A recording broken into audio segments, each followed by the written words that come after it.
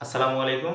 আমি মোহাম্মদ ফেরদৌস। আজকে মৌলিক সংখ্যা বিষয়ে আলোচনা করব। দেখো, মৌলিক সংখ্যা কাকে বলে?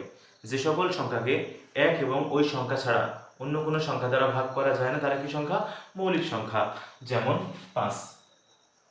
৫কে কোনো সংখ্যা দ্বারা ভাগ করা যায় না, মৌলিক সংখ্যা। ৭ মৌলিক সংখ্যা। কারণ কি? কোনো সংখ্যা দ্বারা ভাগ করা যায় না। আচ্ছা, ১৫ কি মৌলিক সংখ্যা? না। কারণ কি? ১৫কে ভাগ করা যায়, কি দ্বারা ভাগ করা যায়? ৩ দ্বারা ভাগ করা যায়। ৩ ৫ কত? ১৫। শুধু বিজোড় হলেই যে মৌলিক হবে এমন না, বিজোড় সংখ্যাও যৌগিক হতে পারে। কারণ কি? অনেক বিজোড় সংখ্যাকে ভাগ করা যায়। তাহলে সবচেয়ে ছোট মৌলিক সংখ্যা হলো ২। পৃথিবীতে একটি মাত্র জোড় সংখ্যা মৌলিক সংখ্যা, সেটা হলো কি? ২। কারণ কি? কোনো সংখ্যা দ্বারা ভাগ করা যায় না। আর ১ মৌলিক সংখ্যা নয়, কিন্তু এটা মনে রাখতে হবে। আরেকটি কথা দেখো, যে ১ থেকে ১০০ পর্যন্ত মৌলিক সংখ্যা কয়টি? ২৫টি। এটা আমরা কিভাবে মনে রাখবো? ৪৪২, ২৩২, ২৩২ এই সংখ্যাটি মুখস্থ করতে হবে। মানে দেখো, ১ থেকে ১০ পর্যন্ত ৪টি, ১১ থেকে ২০ পর্যন্ত কয়টি? ৪টি।